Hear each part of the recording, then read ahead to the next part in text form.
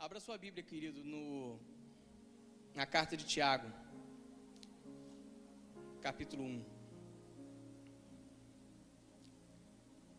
Nós vamos trabalhar com dois textos. Hebreus capítulo 11, versículo 1, mas você não precisa abrir, eu vou abrir aqui.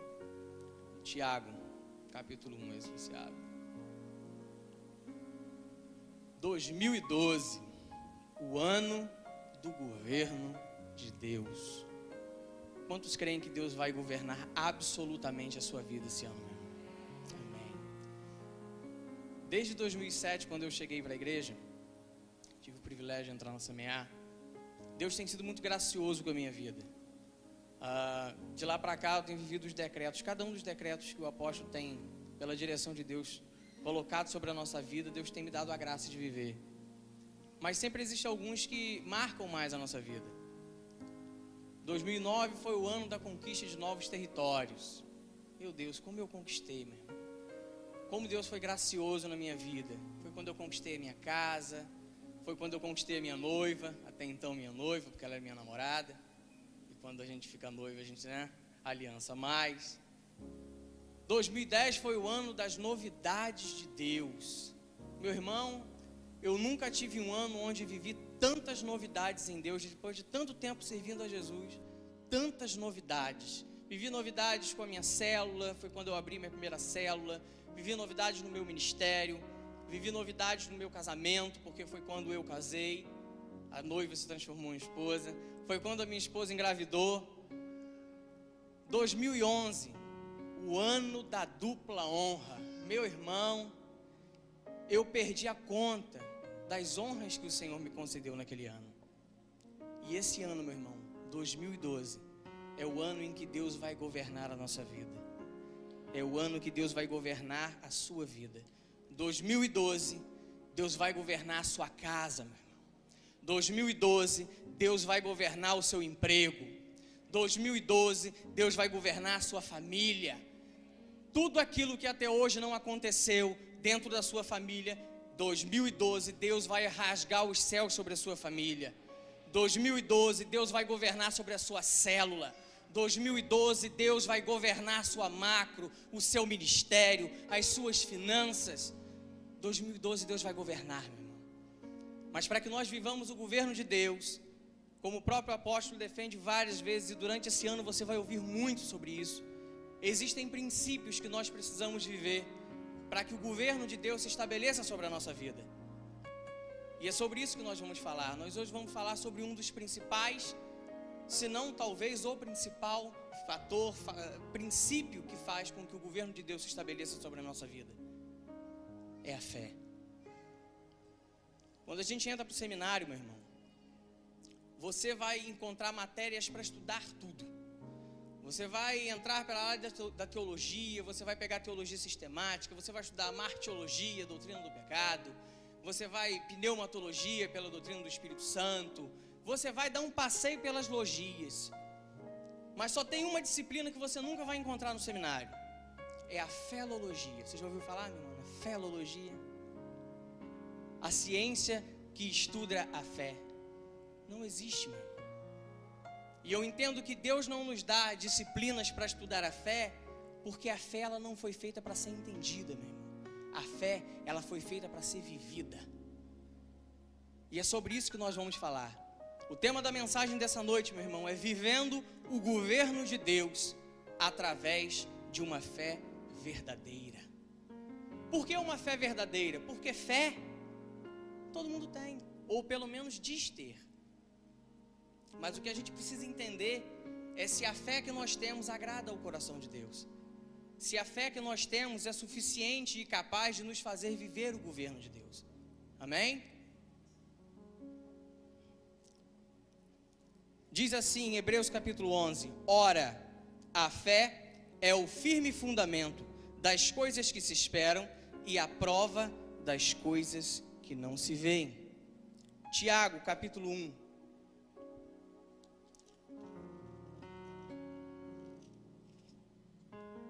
Do versículo 1 ao 12.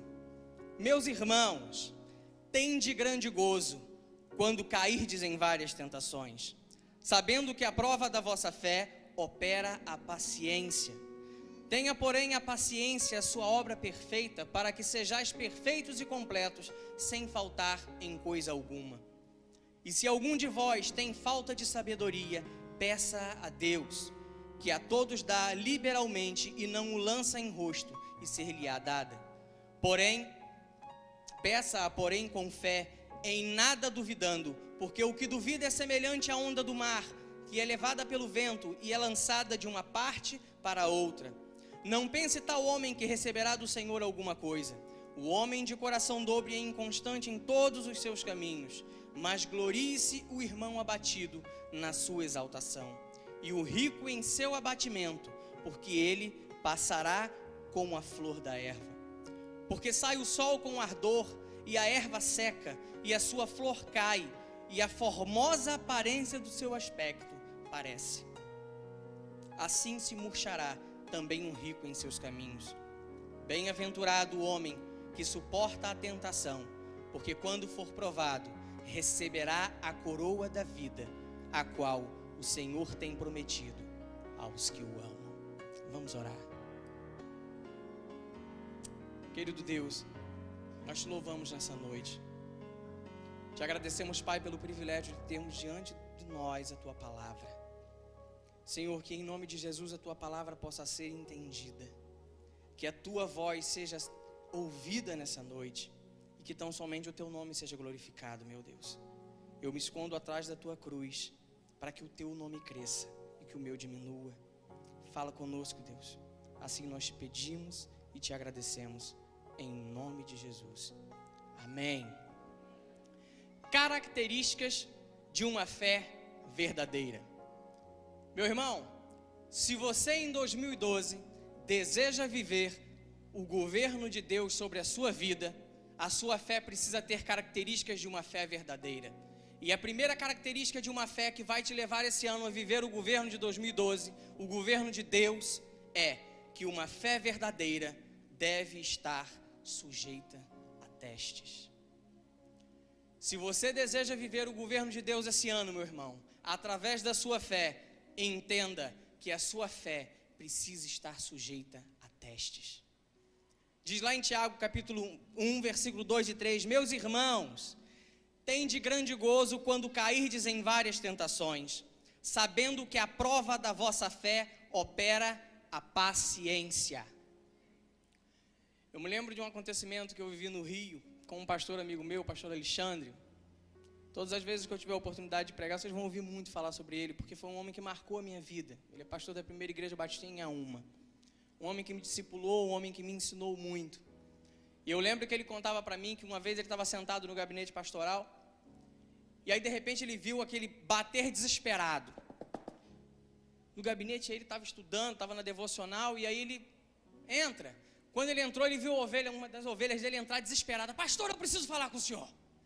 Eu preciso que o Senhor me abençoe, eu preciso que o Senhor converse comigo, que o Senhor me direcione, eu já estou desesperado, eu não sei o que fazer, eu tenho vivido tribulação no meu trabalho, eu tenho vivido tribulação na minha família, eu tenho vivido tribulação nas minhas finanças, eu já não sei o que fazer, é tanta adversidade, é tanta provação, eu estou desesperado, eu não aguento, eu já perdi minha paciência, eu estou a ponto de surtar. E o pastor olhou para ele, disse, não, meu irmão, claro, vamos orar. Quero orar por você, eu sou seu líder. A minha vida consiste em abençoar você, em te ensinar a caminhar. Vem aqui, fica de joelho aqui, eu quero orar por você. E aí o pastor Alexandre colocou aquela ovelha de joelhos e começou a orar. Senhor, muito obrigado pela vida do teu filho. Muito obrigado por tudo aquilo que ele tem vivido. Muito obrigado por tudo aquilo que o Senhor tem ensinado até aqui. Mas o que eu te peço neste dia, Senhor, é que o Senhor contemple as adversidades do teu filho, e que cada adversidade, cada problema que ele tem vivido, o Senhor multiplique 100 vezes mais. Que o Senhor faça as tribulações do teu filho aumentarem, ao ponto do teu filho se desesperar mais e mais. Meu irmão, antes dele terminar a oração, o irmão olhou para a cara dele, pastor, o senhor quer que eu morra? Ele disse, não, eu quero que você aprenda aquilo que Deus tem te ensinado. Eu quero que você aprenda aquilo que a Bíblia te ensina a viver, porque é na tribulação que Deus tem provado a sua fé, é na tribulação, é na provação que Deus tem provado a sua fidelidade. Meu irmão, muitos de nós vivemos certas situações na vida e que nós achamos que porque nós temos Jesus, nós não podemos ter problemas. Existem pessoas que acham que porque estão com Jesus não podem haver dificuldades. Existem pessoas que acham que porque estão com Jesus, tudo que ele tem que pedir tem que ser atendido e não pode demorar. Existem pessoas que porque caminham com Jesus, acham que ele tem que orar e quando ele terminar de orar, o céu tem que abrir, os patriarcas têm que aparecer, a igreja primitiva tem que... o milagre tem que acontecer, o céu tem que se fechar. Meu irmão, alô, não é assim. Como dizia o meu pai, não é assim que a banda toca. Deus não atua da nossa forma de pensar. Deus não atua do seu jeito de pensar. Deus atua da forma que ele tem que fazer. Eu costumo sempre dizer que o sol, quando nasce, meu irmão, nasce para todo mundo. Você já viveu alguma experiência de você chegar na sua casa, tá fazendo sol na sua casa e chovendo na do vizinho? Você já viveu alguma experiência de estar chovendo na sua casa e fazendo sol na casa do vizinho? Não, porque o sol quando nasce, nasce para todos, irmãos. As adversidades quando chegam, chegam para todos. Os problemas quando chegam na nossa vida como crente, chega também para o mundo. Só que o que vai diferir a nossa adversidade para a adversidade do mundo é a forma pela qual a gente enfrenta essa adversidade. Como diz o nosso apóstolo, o deserto foi feito para matar infiel. Deserto não mata fiel, deserto só mata infiel. É isso que a gente precisa entender. E o que a gente precisa entender mais ainda, meu irmão, é que é no momento em que Deus te prova, no momento em que você chega ao ponto do desespero na sua provação, é o momento em que você dá respostas a Deus, que você só pode dar quando é provado. Meu irmão, em 2012, para que você viva o governo de Deus, haverão momentos na sua vida em que tudo vai parecer dar errado.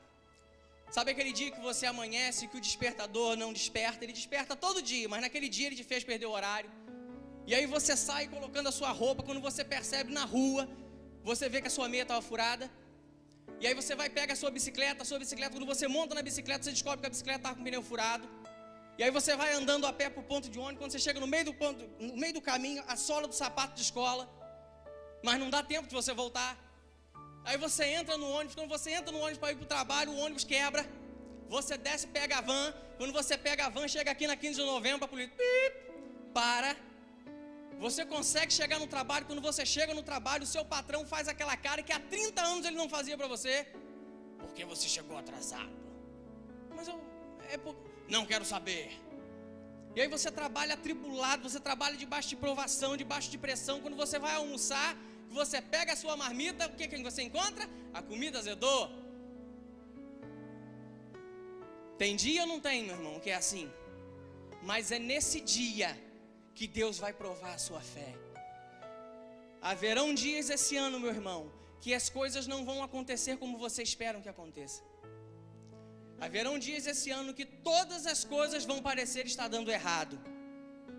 Mas haverão momentos em que Deus vai estar com você. Momentos como esse. Momentos em que a sua fé vai ser provada. Ontem eu compartilhava com a minha equipe de 12 na reunião. Eu estive na minha faculdade, eu estou terminando meu curso de administração.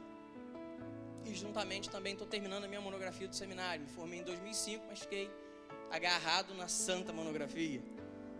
E aí eu cheguei para o professor de administração e falei, professor, como é que eu consigo fazer agora a monografia? O mínimo de laudas, quanto é, ou seja, o mínimo de páginas. Ele falou, olha, de conteúdo, mais ou menos umas 25, 30. Eu falei, poxa, 25, 30, acho que dá para levar. Mas isso você encontra capa, sem argumento? Não, isso é só de defesa. No total deve dar mais ou menos, olha, para você trabalhar numa margem boa, um mínimo de 50 páginas. Meu irmão, quando ele falou isso, eu sentei na cadeira, eu digo, não, eu não acredito. Naquela hora, meu irmão, ficou na minha cabeça, células, macro, apóstolo, reunião de 12, célula, faculdade. Começou a vir um monte de seta, ou seja, você não vai dar conta. Meu irmão, eu saí da faculdade, sentei na moto. Quem estava perto de mim, acho que pensou que eu fosse maluco. Eu olhei para um lado, olhei para o outro. Meu Deus. Governa a minha vida. porque se esse ano o Senhor não governar a minha vida, eu não sei o que eu vou fazer dela. Meu irmão, os desafios vão aparecer, mas é nessa hora que Deus vai te testar. Deus vai testar nesse momento o seu nível de dependência dEle. Deus vai testar o nosso nível de persistência nos projetos dEle, não nos seus projetos, porque os seus projetos nascem no seu coração, mas os projetos de Deus nascem no coração dEle. Deus vai testar a sua persistência nos sonhos dEle para a tua vida.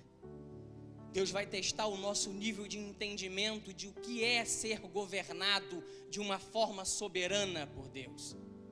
Deus vai testar, meu irmão, o nível de confiança que você tem nele. Por maior que seja a tempestade, Deus vai testar até que ponto você entende que Ele está no barco. Lembra do pastor Sérgio Paim?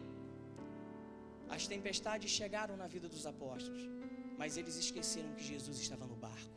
Em 2012, meu irmão, eu não sei se serão poucas ou não sei se serão muitas as suas tempestades, mas seja qual for a tempestade que você enfrente, não se esqueça que Deus está no seu barco.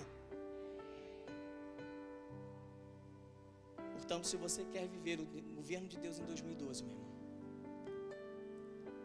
pela sua fé, aprenda que a sua fé precisa estar sujeita a testes. Quantos aqui estão prontos para serem testados por Deus? Amém.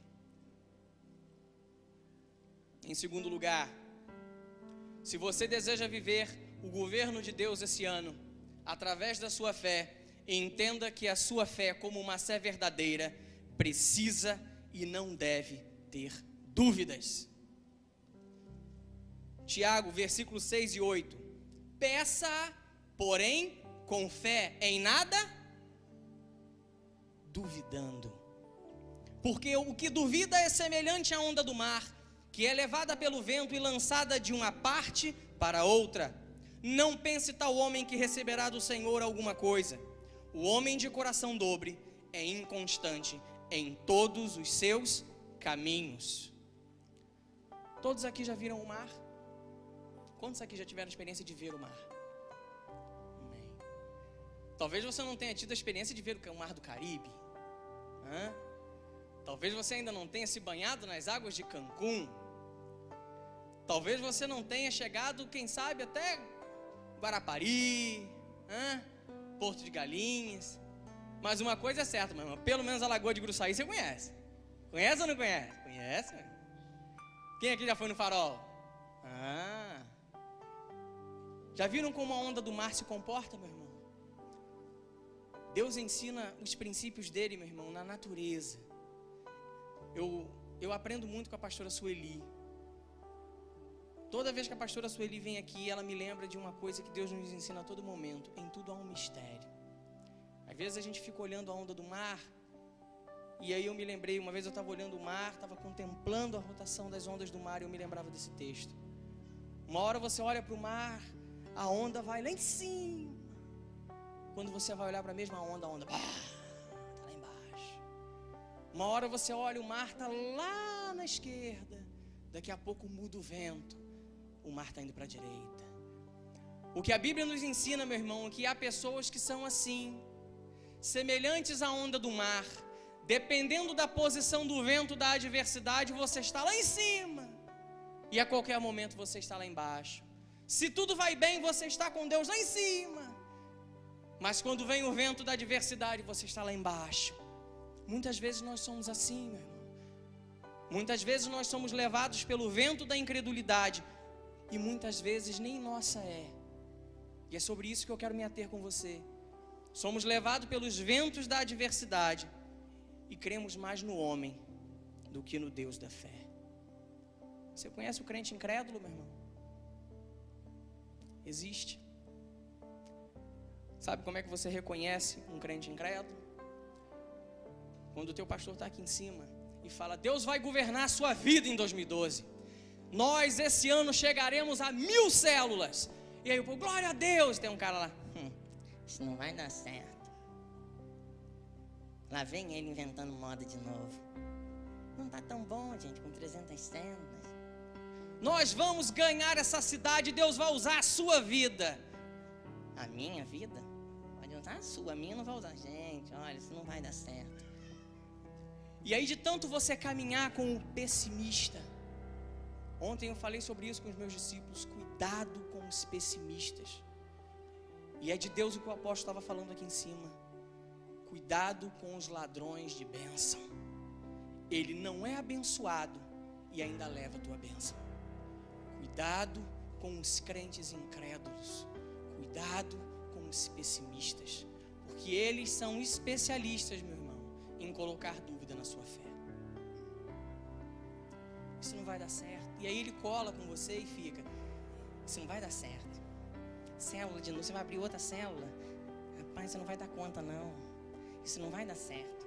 Isso não vai dar certo. E aí você fica 364 dias do lado do pessimista, escutando: não vai dar certo, não vai dar certo, não vai dar certo. Quando chega no dia 31 de dezembro de 2012, você não vive o governo de Deus. Não deu certo. Você sabe o que ele vai falar para você? Do seu lado: não te falei que não ia dar certo? Cuidado com os ladrões de bênção. Cuidado com os semeadores de dúvida na sua fé. Meu irmão, se você deseja viver o governo de Deus em 2012, não tenha dúvidas do que o Deus da fé é capaz de fazer na sua vida. Deus é capaz de te usar. Deus é capaz de rasgar os céus sobre a sua cabeça. Deus é capaz de usar a sua vida para ganhar essa cidade. Caso contrário, você não estaria aqui. Eu tenho dito isso aos meus discípulos: irmãos, cada equipe de 12 dessa igreja é escolhida a dedo por Deus. Cada membro dessa igreja é escolhido a dedo por Deus. Por quê? Porque os outros não têm valor de forma alguma. Deus vai usar cada uma da igreja dessa cidade. Mas a visão de ganhar essa cidade foi dada a Ele. E Deus vai usar as pessoas que Ele tem colocado debaixo da cobertura dEle, do apóstolo Luciano, do Almo Vicente, para ganhar essa cidade. Portanto, meu irmão, não duvide daquilo que Deus é capaz de fazer na sua vida esse ano. Ainda que as dificuldades venham, ainda que elas se apresentem, não se baseie em circunstâncias. A sua fé, ela não pode ser baseada em circunstâncias. A sua fé precisa ser baseada na certeza de que o seu Deus é fiel. Amém? Em terceiro lugar, se você deseja viver o governo de Deus em 2012, a sua fé precisa de suportar as tentações. Tiago capítulo 1, versículo 12. Bem-aventurado o homem que suporta a tentação, porque quando for provado receberá a coroa da vida, a qual o Senhor tem prometido aos que o amam. Meu irmão, a sua fé precisa ser forte diante das tentações. Nós já falamos dos testes que Deus vai colocar sobre a sua vida para testar a sua fé. Nós já falamos das palavras dos pessimistas, das palavras humanas que vão aparecer para que a sua fé esmoreça. E aí eu pergunto a você, meu irmão, e o diabo nessa história está onde? Você acha que o diabo está dormindo? Como eu brinco com os discípulos, você acha que o diabo tira férias? Meu irmão, o diabo trabalha ano a ano, dia a dia, e não tira um dia de folga para acabar com você, para acabar comigo. Se você deseja viver o ano do governo de Deus, você precisa estar sujeito a testes e a suportar as tentações que o inimigo vai colocar sobre a sua vida. Nenhum teste de Deus, meu irmão, nenhuma palavra humana será tão grande como as tentativas de Satanás em te fazer desistir, em matar a tua fé. E por diversos motivos, meu irmão. Primeiro, porque abaixo de Deus, meu irmão, Ele é o que mais tem certeza daquilo que Deus é capaz de fazer na sua vida. Quando Deus libera uma bênção para a sua vida, o primeiro ser espiritual que vê essa bênção saindo, depois de Deus, é o diabo. E é por isso que ele luta tanto, para que a sua bênção chegue. É por isso que muitas vezes eu digo isso para minha mãe. Eu vivo uma realidade dentro da minha casa. Deus me chamou para o ministério há 10 anos atrás. Eu sirvo a Deus há 12 anos. Minha mãe não era crente, meu pai não era crente. E hoje, meu irmão, eu estou aqui pregando o evangelho. Meu pai hoje é motorista de centro de macumba. Depois de muita luta, seminarista, você que vive a realidade de ter um pai não crente, uma mãe não crente, você sabe do que eu estou falando. Você deve honrá-lo até a última circunstância, porque é assim que Deus vai te honrar no ministério. Vivi 5 anos da minha vida convivendo com um pai não crente, que queria que eu fosse cantor. Depois meu pai queria que eu fosse médico. Depois meu pai queria que eu fosse advogado. Resultado, eu não fui nada daquilo que meu pai queria que eu fosse. Eu fui aquilo que Deus queria que eu fosse. Minha mãe não era crente, minha mãe não dizia que não, mas também não dizia que sim. Hoje minha mãe é cristã, pela glória do nome do Senhor. E ela enfrenta a mesma realidade que eu vivi durante os anos que eu vivi com ela no Rio. E aí minha mãe me liga desesperada, falando: Bruno, parece que quanto mais eu oro, mais a coisa piora, porque o diabo está ficando desesperado. Ele não tem mais argumentos para lutar contra a bênção que Deus vai derramar sobre a sua vida, mãe. Se faltasse muito tempo, 10 anos, 20 anos, 30 anos para a sua vitória chegar, o diabo estaria sentado, de perna cruzada, lendo um bom livro. Eu não preciso me preocupar. Talvez o próprio tempo faça com que ele desista da bênção dele. Mas quando o diabo começa a engrossar o caldo para o seu lado, meu irmão, é porque a sua bênção está para chegar. Ele começa a fazer uso do que ele pode e daquilo que ele não pode, para fazer com que você desista. Portanto, eu não sei qual é a adversidade que você tem vivido hoje. Eu não sei qual é a bênção que você aguarda de Deus esse ano. Mas se ela está perto, é talvez o motivo pelas suas adversidades terem aumentado. Nenhuma tentativa de Deus em provar a sua fé vai ser tão grande como as de Satanás em te fazer desistir. Eu tenho uma mensagem que o tema é Visões de um Profeta. Ela é baseada no texto de Isaías, onde no momento em que Isaías se depara com Deus, eu entendo que naquele momento Deus revela 3 visões. Primeiro, a visão que o profeta Isaías tem de Deus. Meu Deus, eu não sabia que o Senhor era assim. Eis que vi o Senhor em um alto e sublime trono, e ele vê os serafins cercando, e ele vê os anjos adorando. A segunda visão que Isaías tem é a visão que ele tem dele mesmo. Estou frito. Se você analisa o livro do profeta Isaías, você vê que do capítulo 1 até o capítulo 5, você vê Isaías falando: ai de fulano, ai dos que têm o bem como o mal, ai daqueles que têm o mal como o bem, ai daqueles que se apressam. Ele fala ai para todo mundo. Quando chega no capítulo 6, que ele se depara com Deus, ele fala: ai de mim, porque sou um homem impuro, um homem que habita em lábios impuros, em meio a homens impuros e lábios impuros. E a terceira visão é a visão que Deus tem de Isaías. Embora ele fosse um homem impuro, era um homem que Deus era capaz de escolher, tratar e usar para ganhar uma nação. A mesma visão que um profeta tem, meu irmão, o diabo também tem. O diabo sabe quem é Deus na tua vida. O diabo sabe o que Deus é capaz de fazer na sua vida. O diabo sabe quem é Deus. O diabo sabe quem é Ele. A Bíblia nos ensina que Deus, para derrotar o diabo, só precisa de um sopro. E o diabo sabe o que Deus pensa dele. Quem é ele diante de Deus? Ele sabe disso. E é por isso que ele vai tentar te matar. Vai tentar acabar com a sua fé. Um outro fator que leva o diabo a tentar te destruir é que quando você luta contra algo que acontece na sua vida e que te faz esmurecer, é porque na maioria das vezes, meu irmão, são coisas que o próprio diabo arquitetou e executou na sua vida. Quando não foi por brecha sua, foi por coisa que ele tentou fazer. Você está lutando diretamente contra ele. E em terceiro, meu irmão, ele sabe que contra Deus ele não pode lutar. Se o diabo não pode lutar contra ele mesmo, se o diabo não pode lutar contra Deus, quem você acha que ele vai lutar? Você, meu irmão. Eu. Portanto, meu irmão, a Bíblia diz: bem-aventurado aquele que for tentado e resistir. Versículo 2 diz, em outras palavras: se você for tentado, fique feliz. Se você for atribulado pelo inimigo, fique feliz. Vira para o irmão que está do seu lado. Diga assim: fique feliz. O diabo quer acabar com você. Diga para ele: fique feliz. Porque seja qual for a tentação que você passar, maior será a coroa da sua vitória se você resistir. Portanto, meu irmão, resista às tentações.